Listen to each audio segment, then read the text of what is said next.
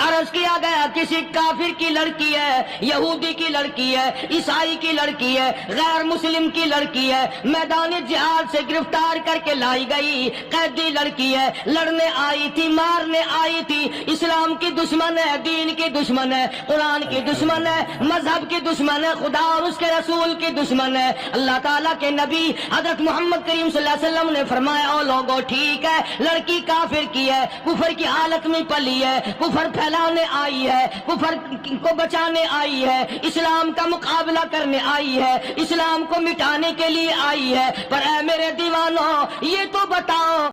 لے کر کے حاضر ہوا ہوں جس میں قاری حنیف ملتانی صاحب نے ایک یہودی لڑکی کا ایسا واقعہ بیان کیا ہے کہ یقیناً اسے سن کر کے ایمان تازہ ہو جائے گا۔ ہمارے نبی صلی اللہ علیہ وسلم کے اس یہودی لڑکی کے ساتھ کیا معاملات تھے اور کس طرح آپ صلی اللہ علیہ وسلم پیش آئے، یقیناً وہ واقعہ ایمان کو تازہ کر دینے والا ہے، پورا کا پورا بیان یقیناً ایموشنل کر دینے والا اور زندگی کے اندر چینجنگ اور تبدیلی لا دینے والا ہے۔ دوستو توجہ سے سنیے گا، انشاءاللہ آپ کو بہت زیادہ فائدہ ہوگا اور آپ کو بہت زیادہ مزہ بھی آئے گا، اینڈ تک بنے رہیے گا۔ چلیے آپ بھی سنیے اور میں بھی آپ کے ساتھ سنتا ہوں۔ یہ تو پہلے بتاؤ کہ تم مسلمان بھی ہو کہ نہیں؟ مسلمان یوں ہوا کرتے، آنکھ مسلمان والی نہیں، زبان مسلمان والی نہیں، ہاتھ مسلمان والا نہیں، دل مسلمان والا نہیں، نیت مسلمان والی نہیں، یہ مسلمانی ہے؟ صحابہ اکرام رضوان اللہ تعالیٰ علیہ مجمعین، اللہ تعالیٰ کی کروڑا رحمتیں نازل ہو حضرات صحابہ اکرام کی قبروں پہ۔ دربار رسالت ہے، سب کہہ دو صلی اللہ علیہ وسلم۔ سبحان اللہ، کتنے خوش نصیب تھے وہ لوگ جو محمد کریم صلی اللہ علیہ وسلم کی مجلس میں بیٹھا کرتے تھے، کانوں میں آواز آتی تھی مصطفیٰ کریم کی، دیدار ہوتا تھا امام الانبیاء کا۔ کتنے خوش نصیب تھے یہ لوگ۔ جنگ سے واپس آئے صحابہ کرام، ایک لڑکی کو پکڑ کے لائے جو لڑنے آئی تھی، کفار کے ساتھ مل کر مسلمانوں کا مقابلہ کرنے آئی ہے۔ میدان جہاد میں سے صحابہ کرام پکڑ کے لائے، قیدی ہے، کافرہ عورت ہے، غیر مسلم ہے، شہنشاہ کائنات حضرت محمد الرسول اللہ صلی اللہ تعالی علیہ وسلم کے دربار میں لا کے بٹھا دیا۔ ننگے سر ہے، ننگے منہ ہے، ننگے ہاتھ پیر ہیں۔ اللہ اکبر، کبھی آپ نے سوچا نہیں کہ تو کتنے بڑے نبی کا امتی ہے، کتنے بڑے سردار کا غلام ہے؟ رحمت والی چادر اتار کر فرمائی او بلال یہ میری چادر لے لے، اس لڑکی کے سر پہ ڈال دے، پردہ کرا دے۔ عرض کیا گیا کسی کافر کی لڑکی ہے، یہودی کی لڑکی ہے، عیسائی کی لڑکی ہے، غیر مسلم کی لڑکی ہے، میدان جہاد سے گرفتار کر کے لائی گئی، قیدی لڑکی ہے، لڑنے آئی تھی، مارنے آئی تھی، اسلام کی دشمن ہے، دین کی دشمن ہے، قرآن کی دشمن ہے، مذہب کی دشمن ہے، خدا اور اس کے رسول کی دشمن ہے۔ اللہ تعالیٰ کے نبی حضرت محمد کریم صلی اللہ علیہ وسلم نے فرمایا او لوگو ٹھیک ہے، لڑکی کافر کی ہے، کفر کی حالت میں پلی ہے، کفر پھیلانے آئی ہے، کفر کو بچانے آئی ہے، اسلام کا مقابلہ کرنے آئی ہے، اسلام کو مٹانے کے لیے آئی ہے، پر اے میرے دیوانوں یہ تو بتاؤ اپنے باپ کافر کے دربار میں بھی ننگے سر بیٹھے اور میں کالی کملی والے کے دربار میں بھی ننگی بیٹھے۔ سبحان اللہ۔ پھر اس دربار میں اور میرے دربار میں کیا فرق ہوگا؟ وہ کافر کا دربار ہے، یہ شہنشاہ کائنات کا دربار ہے، رحمت للعالمین کا دربار ہے، ساقی کوثر کا دربار ہے، شافی محشر کا دربار ہے، اللہ کے محبوب کا دربار ہے، آمنہ کے در یتیم کا دربار ہے، فاطمہ الزہرا کے ابا کا دربار ہے۔ اور بلال جلدی کر، میرے دربار میں کافر کی بیٹی آئے، میں اس کا بھی پردہ کروں گا۔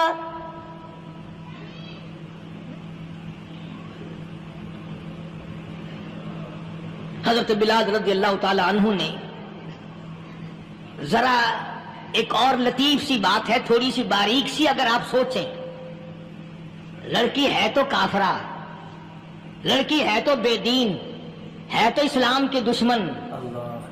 میں تو کئی مرتبہ سوچا کرتا ہوں کہ واہ لڑکی تیرا مقدر، ہے تو کافر کی بیٹی، خود بھی کافرہ ہے، مگر مقدر تو دیکھو امام الانبیاء کی چادر سر پہ ڈالے بیٹھی ہے۔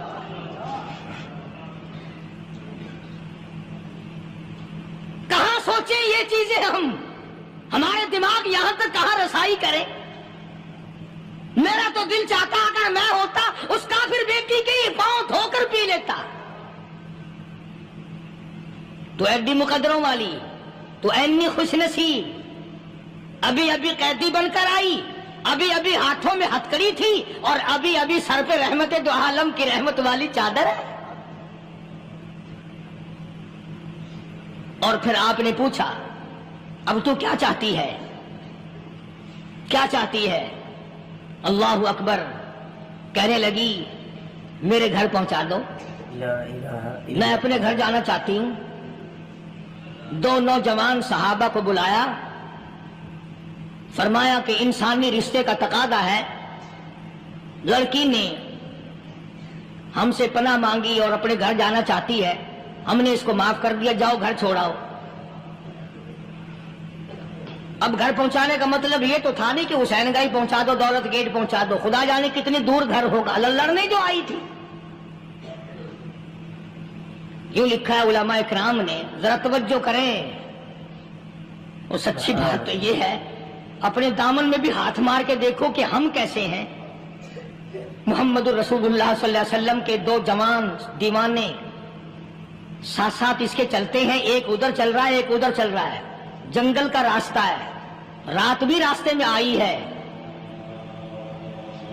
نوجوان لڑکی کا بیان ہے, اپنے بھائی کو جا کے کہتی ہے یہ دونوں جوان میری ساتھ راستہ چلتے آئے, میری ساتھ سفر طے کرتے آئے, پر اے میرے بھائی جان, رب کائنات کی قسم مجھے تو یوں معلوم ہوتا تھا دونوں اندھے چل رہے. مجال ہے میری طرف نظر اٹھائی ہو. یہاں تو رکشے والے کا داؤ لگ جائے وہ بعد نہیں آتا, ٹانگے والے کا داؤ لگ جائے وہ بعد نہیں آتا, اور پیر صاحب تو اپنے یہاں سے خشک جانے کیسے دیں گے؟ کیوں جانے دیں, کیا مطلب؟ یہ شرافت ہے, یہ دین ہے, یہ اسلام ہے. مسلمان کی بیٹی کی عزت پہ ڈاکے ڈالنا, خدا کی قسم اگر اسلام کی حکومت ہو اور جس نبی کا تو نام لے کر جنت میں جانا چاہتا ہے, اگر نبی کا قانون زندہ ہو, قرآن کا قانون عدالت میں ہو, آنکھیں نکال دی جائیں. بے غیرت قوم, بے حیا اور بے شرم قوم. شرم نہیں آتی کہ زندگی کس طرح بسر ہوتی ہے. یہ کافروں کی بیٹیاں ہیں, یہ کسی یہودی کی بیٹیاں ہیں. چکلے چل رہے ہیں, بدماشی کے اڈے چل رہے ہیں, سب کو پتا ہے, افسروں کو پتا ہے, چھوٹے بڑوں لیڈروں کو پتا ہے. کون روکے, کس لیے روکے؟ سبحان اللہ. پھر یاد رکھو بات محمد کریم صلی اللہ علیہ وسلم کی, فرمایا جس ملک میں جس شہر میں زنا ہوگا, اللہ کے نبی نے فرمایا وہ جس دن برباد ہوگا آواز بھی نہیں آئے گی.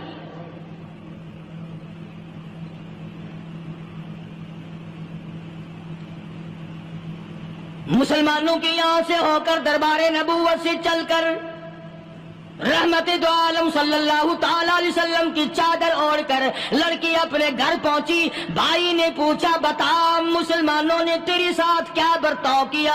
مسلمان تجھے پکڑ کے لے گئے تھے, اتنی خوبصورت ہے تو, ایسی حسینہ ہے, شباب تیرا, حسن تیرا, جمال تیرا, شکل و صورت نرالی, نقش نرالے, آنکھیں تیری نرالی, چہرہ تیرا نرالا, لب تیرے نرالے, قد و قامت تیری نرالی, حسن تیرا شان والا, جوانی شباب ہے, بتا مسلمانوں نے تیری ساتھ کیا گزری؟ رونے لگی اور کہنے لگی تو میرا ماجرا بھائی ہے, پر میں کیا بتاؤں, زمین و آسمان کے مالک کی قسم, سمندروں کے پیدا کرنے والے کی قسم, درختوں کی پتی پیدا کرنے والے کی قسم, ان پہاڑوں اور زمین کے ذرات کو پیدا کرنے والے کی قسم, جو میری عزت کی حفاظت محمد کے غلاموں نے کی ہے وہ تو ماجرا بھائی بھی نہیں کر سکتا.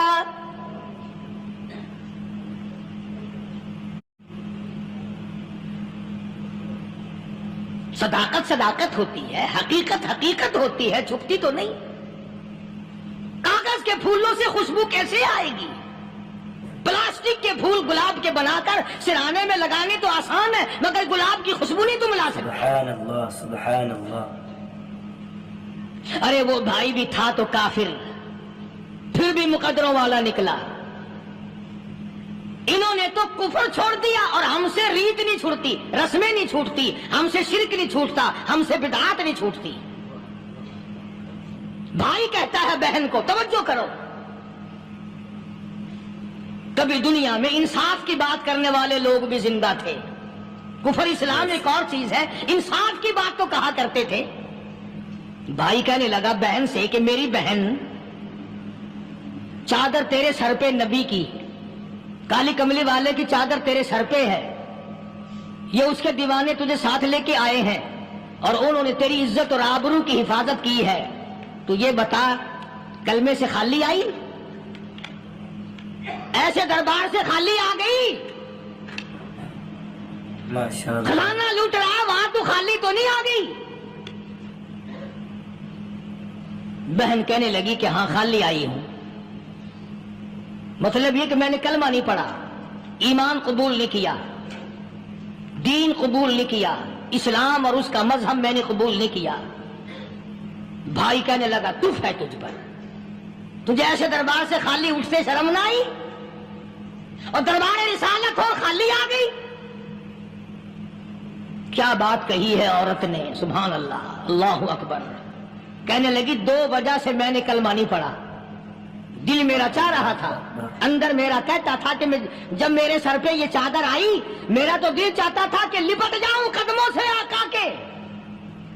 بھائی میرا دل چاہتا تھا میں کھڑی ہو جاؤں دربار میں اور یوں کہوں میرا دل ہو تیرا گھر ہو، میرا دل ہو تیرا گھر ہو، تیرا در ہو میرا سر ہو، تمنا مختصر سی ہے مگر تمہید کولانی۔ میں نے کلمہ 2 وجہ سے نہیں پڑھا۔ پہلی وجہ تو یہ کہ جب تو سنتا، تجھ تک یہ بات پہنچتی کہ میری بہن نے کلمہ پڑھ لیا، تو شاید تیرے دماغ میں یہ بات نہ آ جائے کہ میری بہن سے مسلمانوں نے زبردستی کلمہ پڑھوایا ہوگا، اس لیے میں نے نہیں پڑھا۔ تیرے دماغ میں یہ بات نہ آئے کہ مسلمانوں نے مجبور کر کے، قیدی بنا کر کے جو لے گئے تھے، مجبور کر کے کلمہ پڑھایا، اور میری بہن نے ڈر کے مارے کلمہ پڑھا۔ کلمہ پڑھنے کا پختہ پروگرام ہے، مزہ تو اب آئے گا نا، یہاں سے آزاد ہو کر جاؤں گی۔ اور دوسری بات اس نے اور پتے کی کہی، کہنے لگی بھائی میں نے کلمہ اس لیے بھی نہیں پڑھا کہ بہن جنت میں جائے بھائی دوزخ میں جائے، اصل میں تجھے لینے آئی ہوں، دونوں چل کر اس دربار کی غلامی کریں گے۔ میں نے یہ خوف کھایا کہ میرا بھائی غصے میں آ کر کفر پر اور مضبوط نہ ہو جائے، اس لیے مجھے آنے کی کوئی ضرورت نہیں تھی۔ اور کہنے لگی او میرے بھائی، وہ دربار کوئی واپس آنے کا تھوڑا ہی ہے، وہاں تو جو گیا قربان ہو گیا، جو گیا قربان ہو گیا۔ چلو چلتے ہیں دونوں بہن بھائی آ کر حضور اکرم صلی اللہ علیہ وسلم کے ہاتھ پہ کلمہ پڑھ کر مسلمان بن جاتے ہیں۔ وہ نبی کی ایک بات دیکھ کر کلمہ پڑھ کر مسلمان بن گئے۔ ہمارے سامنے لاکھوں حدیثیں، ہزاروں قرآن کی آیتیں ہیں، پر ہم آج تک مسلمان نہ بنے۔ اللہ جب مرضی آئی نماز پڑھ لی، جب مرضی آئی زکات دے دی، جب مرضی آئی قرآن پڑھ لیا، جب مرضی آئی دین ایمان کر لیا، مرضی آئی چوری کر لی، مرضی آئی ٹھگی مار لی۔ اس کا نام دین نہیں ہے، اس کا نام ٹھگی اور فریب ہے۔ اس لیے قرآن کریم نے للکار کے کہا تأمرون الناس بالبر وتنسون انفسکم وانتم تتلون الکتاب۔ دوسروں کو اسلام کا نام لیتے ہو، دوسروں کے سامنے مسلمان بنتے ہو، حالانکہ تم کتاب پڑھتے ہو اللہ کی۔ افلا تعقلون، سوچتے کیوں نہیں ہو کہ تم کدھر چلے ہو؟ کیا پروگرام بنائے بیٹھے ہو؟ زندگی کا لاہ عمل یہ تو نہیں ہونا چاہیے جو تم نے بنایا ہوا ہے۔ اور آگے فرمایا تأمرون الناس بالبر وتنسون انفسکم وانتم تتلون الکتاب افلا تعقلون واستعینوا بالصبر والصلاة۔ اگر تکلیف آئے، پریشانی آئے، کوئی مصیبت آئے، تو صبر اور نماز کے ساتھ قائم رہو، یعنی صبر نماز کے بغیر حاصل نہیں ہوگا، اور نماز قبول ہوگی تو صبر خود بخود آ جائے گا۔ چنانچہ اللہ والوں کی زندگی کا مطالعہ کرو، کتابیں اور حالات پڑھ کر کے دیکھو کہ انہوں نے ساری عمر میں ایک ایک نماز بھی ضائع نہیں ہونے دی، تمام عمر میں ایک ایک نماز ضائع نہیں ہونے دی۔ اور ہم لوگوں کی جوانی یوں ہی بیت جاتی ہے، جوانی یوں ہی گزر جاتی ہے۔ اسی کو کہتا ہے کہ کچھ نہ پرواہ کی میرے دین کی، آج میں تمہاری پرواہ کیسے کروں؟ وَإِنَّهَا لَكَبِيرَةٌ إِلَّا عَلَى الْخَاشِعِينَ۔ اللہ پاک خود فرماتے ہیں کہ نماز بھاری نہیں، نماز مشکل نہیں، نماز پڑھنا کوئی تکلیف نہیں، مگر ان لوگوں کے لیے، ان لوگوں پہ کوئی مشکل نہیں جو اللہ سے ڈرنے والے ہیں، اللہ کے خوف کو دل میں بسانے والے ہیں، جن کا یقین ہے کہ موت آئے گی اور اللہ کے یہاں جا کر کے میں نے منہ دکھانا ہے، ایک دن قبر میں جانا ہے، حشر نشر نے بھی آنا ہے، قیامت نے بھی آنا ہے، جس کا ان تمام چیزوں پہ یقین ہے۔ اللہ فرماتے ہیں الا علی الخاشعین، ڈرنے والے کے لیے تو کوئی چیز نہیں، اور جو نہیں ڈرتا اس کے لیے تو پہاڑ ہے نماز پڑھنا۔ صحابہ کرام نے تو ایسی ایسی نمازیں پڑھی۔ صحابی ہے مدنی کریم صلی اللہ علیہ وسلم کا، اپنے باغ میں نماز پڑھ رہا ہے، گنجان باغ ہے کھجوروں کا باغ پکا کھڑا ہے، صحابی نماز پڑھ رہا ہے۔ ایک پرندہ کبھی ادھر سے آتا ہے کبھی ادھر جاتا ہے، گنجان باغ ہے، وہ نکلنا چاہتا ہے، پرندے کو راستہ نہیں ملتا، تو دوران نماز صحابی کی نظر پرندے پہ لگ گئی۔ دوران نماز صحابی کی نظر، وہ پھڑک پھڑک جو کرتا تھا نا، کبھی ادھر، صحابی کی نظر پرندے پہ لگ گئی، نماز میں بھول گیا۔ بس اتنی سی بات ہوئی، آیا دربار رسالت میں اور کہنے لگا یا رسول اللہ وہ سارا باغ لے کر اسلام میں وقف کر لو، جس باغ کی وجہ سے میری نماز خراب ہو جائے میں وہ باغ ہی نہیں رکھتا۔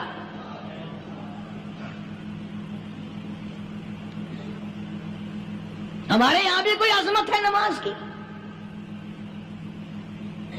کون پرواہ کرے؟ ان لوگوں کے یہاں تمام کا تمام نظام دین کا اپنا بنایا ہوا نہیں، جو دربار رسالت صلی اللہ علیہ وسلم سے نظام ملا نماز کا، انہوں نے صحیح معنوں میں وہ قائم کیا ہے۔ کیسی مشکل میں ہوئے، کہیں بھی ہوئے، جس حالت میں بھی ہوئے، نماز پڑھنی ہے، ادا کرنی ہے۔ چنانچہ ان کی نمازوں میں اتنی برکت تھی، سیدنا امیر معاویہ رضی اللہ تعالی عنہ کی حکومت ہے، صحابہ کرام ابھی زندہ ہیں، افریقہ کے گھنونے جنگل میں بہت بڑے صحرا میں چھاونی بنانے کا پروگرام بنایا۔ بڑے جنگل ہیں، بڑے درخت ہیں، بڑی بھیڑ بھاڑ ہے، بڑے جانور ہیں، شیر ہیں، چیتے ہیں، گھگیاڑ ہیں، بڑے بڑے موذی جانور ہیں۔ تو اس علاقے کے لوگوں نے بتایا کہ تم مار کھاؤ گے، یہاں تو بڑے بڑے جانور تمہیں کھا جائیں گے، تم یہ کیا سوچ کر آئے ہو؟ تمہیں یہ نہیں چھوڑیں گے، جانور کھا جائیں گے، تمہیں یہاں چھوڑی بناؤ گے؟ صحابہ کہنے لگے نہیں، ہمارے پاس ہتھیار ہے۔ کمانڈر کہنے لگا، ایک صحابی تھا حضور اکرم صلی اللہ علیہ وسلم کے زمانے کا دیدار کرنے والا، بڑا دیوانہ پروانہ۔ کمانڈر نے اسے حکم دیا تو 2 رکعت وضو کر، 2 رکعت نماز ادا کر، اور 2 رکعت نماز ادا کرنے کے بعد درخت پہ چڑھ جا، اور درخت پہ چڑھ کر یہ آواز لگا، او جنگل کے ہاتھیوں، او جنگل کے بھگیاڑوں، او جنگل کے شیروں، او جنگل کے موذی جانوروں، اور ناگ وٹھوؤں، اور سانپ بیچھوؤں، اور فلاں جانوروں، اور فلاں جانوروں، ہم غلام ہیں محمد عربی صلی اللہ تعالی علیہ وسلم کے، اور میں تمہیں حکم دیتا ہوں 24 گھنٹے کی اجازت ہے، 24 گھنٹے کے اندر تمام جنگل خالی مانگتا ہوں۔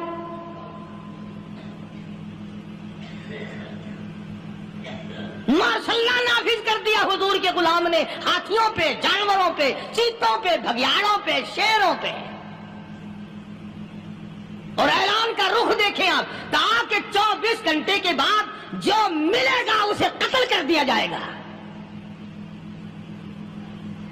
اب اگر ہم میں سے وہاں کوئی ہوتا، کہتے ہو بڑے پاگل ہیں بھائی، کس سے باتیں کر رہے ہیں؟ ہاتھیوں سے باتیں ہو رہی ہیں، چیتے اور شیروں سے باتیں ہو رہی ہیں، بھگیاڑوں سے گپیں ہو رہی ہیں، لے جاؤ پاگل خانے میں. مگر یہ بات نہیں، صحابہ جانتے تھے شیر بھی اس کی مخلوق ہے، چیتا بھی اس کی مخلوق ہے، بگیاڑ بھی اس کی مخلوق ہے، ہاتھی بھی اس کی مخلوق ہے، اور ہم اس کے دیوانے ہیں، ہم اس کے بندے ہیں. جب اس کا ہی حکم نافذ کرنے کے لیے ہم نکلے ہیں، اب ہمارے سامنے کوئی چیز ٹھہر نہیں سکتی. تاریخ شاہد ہے. گیبن مورخ انگریز لکھتا ہے، امریکہ کا بہت بڑا پروفیسر تور آندرے انگریز مورخ لکھتا ہے کہ صحابی کی یہ بات سن کر جنگل میں کھلبلی بچ گئی، جانوروں میں شور مچ گیا، چیتے بھگیاڑ اور طوفان مچ گیا. شور مچاتے ہوئے تمام کے تمام نے جنگل خالی کر دیا. مسلمان، جب تیرے اندر ایمان تھا، جب تیرا قرآن پہ ایمان تھا، جب تیرا نبی پاک صلی اللہ علیہ وسلم پہ ایمان تھا، جب تیرا حضور کی رسالت پہ ایمان تھا، جب اللہ کی توحید پہ تیرا ایمان تھا، اور تیرا مقابلہ شیر نہیں کر سکتا تھا، تیرا مقابلہ چیتا نہیں کر سکتا تھا. آج ایمان پلے ہے نہیں، آج تو ڈر کے مارے مر رہا ہے، مر رہا ہے، مر اور مرے گا. الحمدللہ. ایک صحابی جنگل میں راستہ بھول گیا اور بھول کر اور زیادہ صحرا میں جنگل میں نکل گیا. دیکھتا کیا صحابی سامنے سے شیر آیا. صحابی نے تو شیر کو دیکھ لیا اور شیر نے صحابی کو دیکھ لیا. اب شیر حملہ کرنے کا ارادہ کر رہا ہے، سامنے ہے. اللہ اکبر، اللہ اکبر.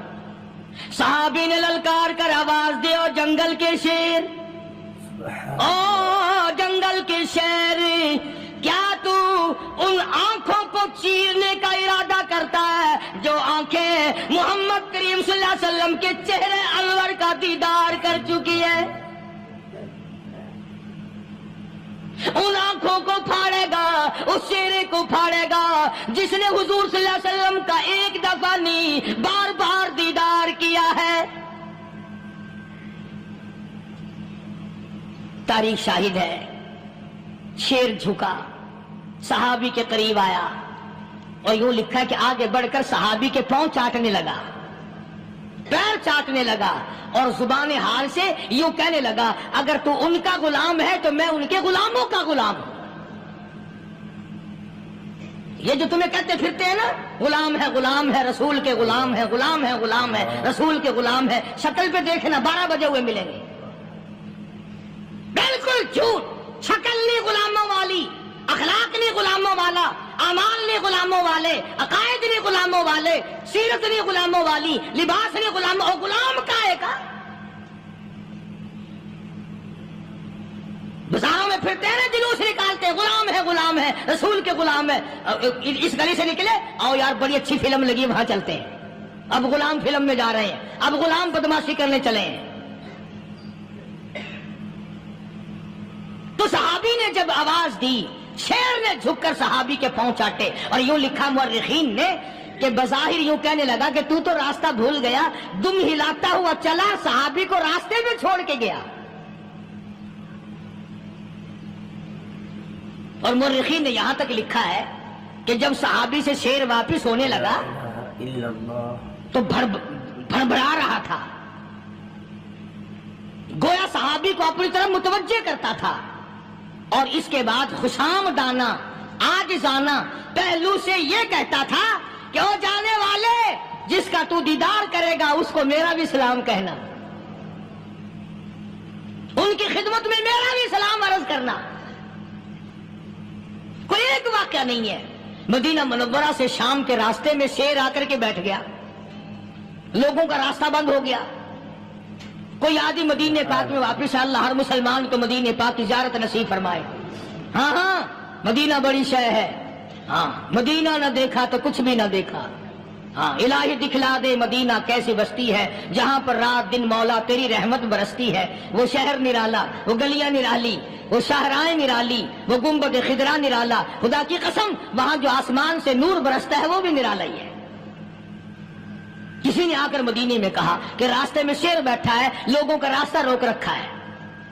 عبداللہ بن عمر رضی اللہ تعالی عنہ، صوفی صحابی، کوئی ایڈا بہادرانہ کام کرنے والا بھی نہیں، لاٹھی نہیں مانگتا، تلوار نہیں اٹھاتا، نیزہ نہیں اٹھاتا، تیر نہیں لیتا، گولی کا سامان نہیں، تیر و تلوار کا سامان نہیں، کوئی چیز نہیں، بے دھڑک بے جھجک جا کر شیر کا کان پکڑ کے مروڑ کے صحابی کہتا ہے تجھے کس نے اجازت دی حضور کے غلاموں کا راستہ روکنے کی؟ تجھے شرم نہیں آتی؟ تو سرکار مدینہ کے غلاموں کا راستہ روکے بیٹھا ہے۔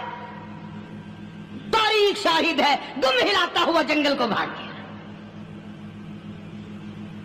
اور آج اولاد ہمارے کہنے کی نہیں، شیروں کو تو کیا منائیں گے، اولاد نہیں مانتی، بیوی نہیں مانتی، کچھ اپنا بھی قصور مانو نا، کچھ گڑبڑ ہے نا اندر۔ اختر شیرانی نے بڑی عجیب بات کہی، اسی کو کہتا کہ یہ عذر امتحان ہے، جذبہ دل کیسا نکل آیا، یہ عذر امتحان ہے، جذبہ دل کیسا نکل آیا، میں الزام ان کو دیتا تھا، قصور اپنا نکل آیا۔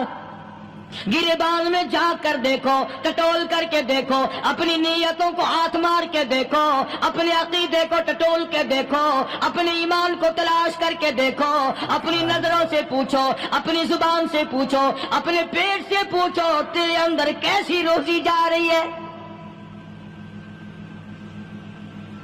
کیوں کر ہم کامیابی سے ہمکنار ہوں؟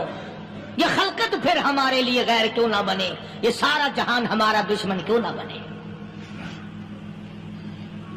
صحابہ تو ایسے بے دھڑک تھے، کسی شہنشاہ کی پرواہ نہیں کیا کرتے تھے، کسی شہنشاہ کی پرواہ اللہ والے نہیں کرتے تھے۔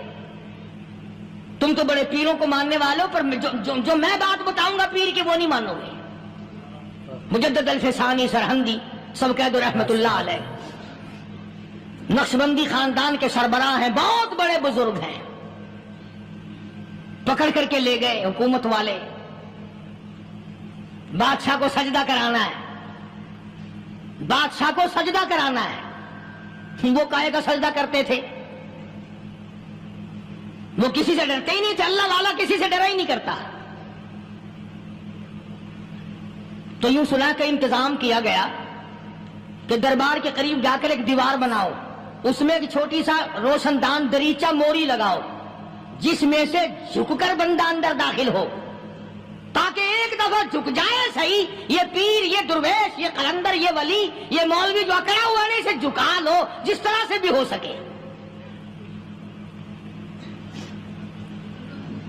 اب تمہاری نظروں میں تو ہماری کوئی قیمت نہیں، تم جو یہاں جمعہ پڑھنے آتے ہو تمہارے خیال میں ہماری کوئی قیمت نہیں، وضو کیا، سنتیں پڑھی، جمعہ پڑھایا، بس ہمیں نہ کوئی جانتا ہے نہ کوئی پہچانتا ہے۔ تم کیا جانو کہ صوبائی ہوم ڈپارٹمنٹ میں ہمارے تذکرے، مرکز گورنمنٹ میں ہمارے تذکرے، کون سیدھا چل رہا ہے، کون الٹا چل رہا ہے، کون ہمارے لیے خطرناک ہے، اور تمہیں کیا پتا، ہمیں تو لوگ ڈبل سٹار لکھتے ہیں۔